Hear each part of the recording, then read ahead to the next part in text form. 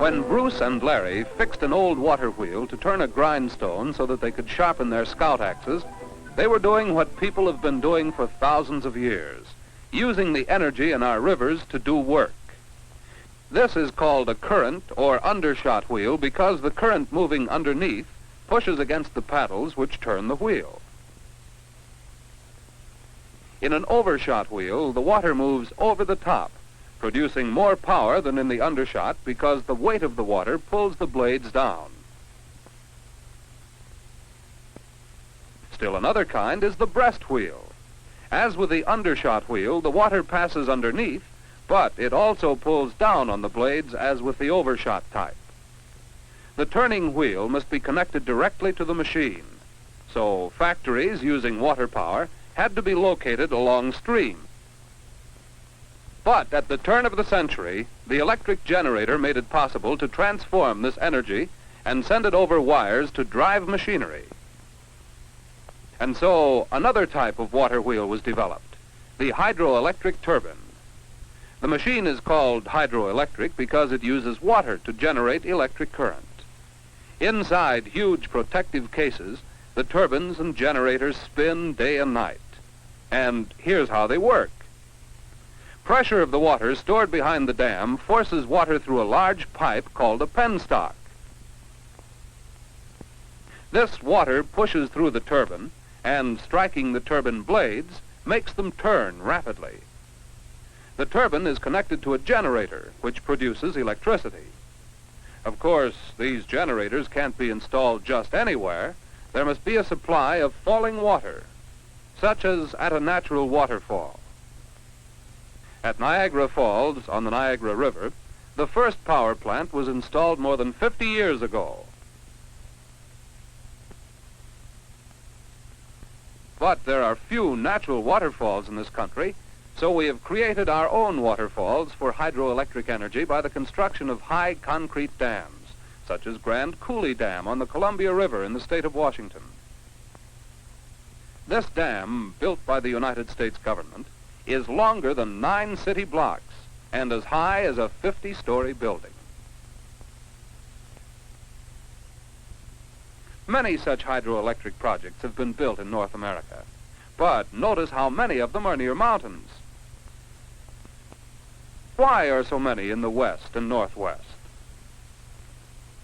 In the east, coal is plentiful and is used widely to generate electrical energy for homes and industries.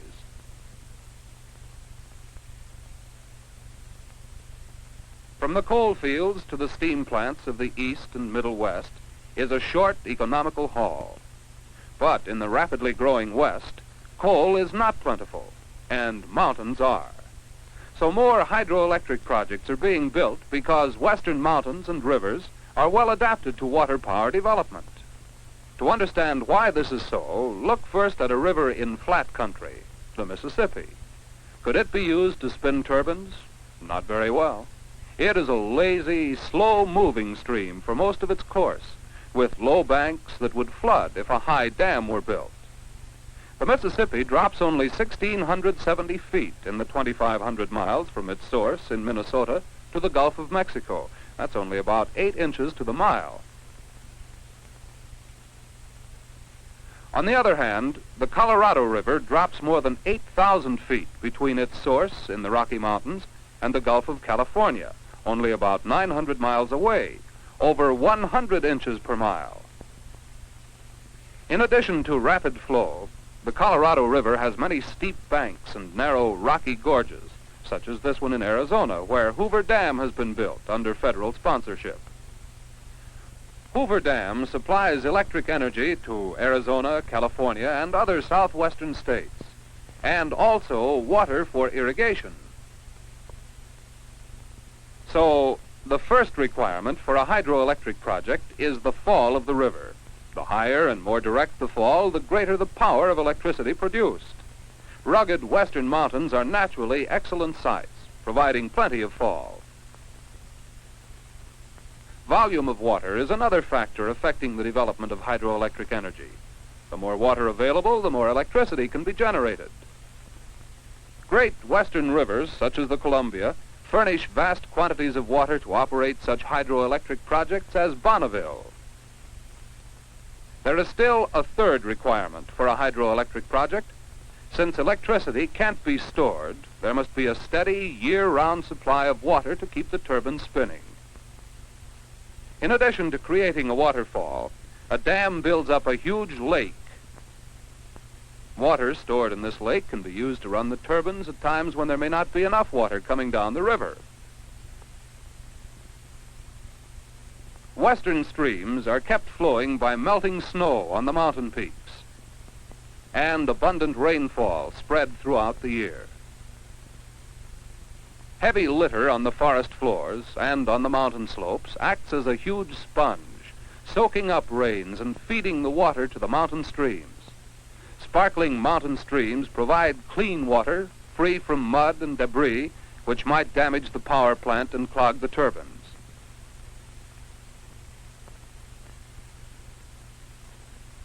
All these factors combine to provide a steady flow of water, water that runs down the rivers to the hydroelectric plants.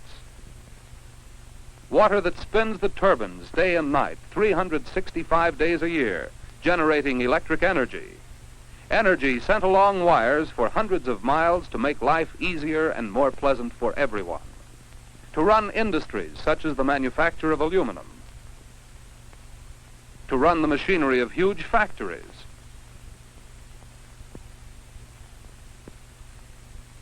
To speed trolley cars and buses along the streets. To light our homes and operate household appliances. We're so accustomed to the uses of electricity that modern life would be disorganized if the turbines were to stop for even a few minutes. Imagine what it would be like if the current were turned off for a moment. Even this film would stop. Besides generating electric energy, hydroelectric projects are valuable in many other ways. Improved navigation above the dam and flood control in the valley below are two benefits derived from these projects. And lakes created by such dams are valuable additions to our country's park and recreation resources. Arid deserts provided with irrigation water from the dams become productive farmlands.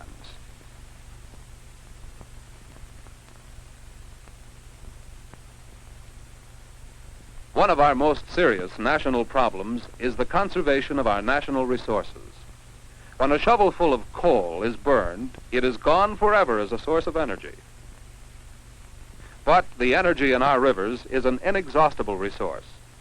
When water from behind the dam has spent its force and run to the sea, its usefulness to man is not over. Thanks to the never-ending cycle of nature, water evaporated by the sun returns to the land in the form of clouds and falls as rain or snow, finds its way to the larger rivers, and is once more ready to generate electricity. Electricity which has made our modern civilization possible and which will continue to work for us in an endless variety of new ways.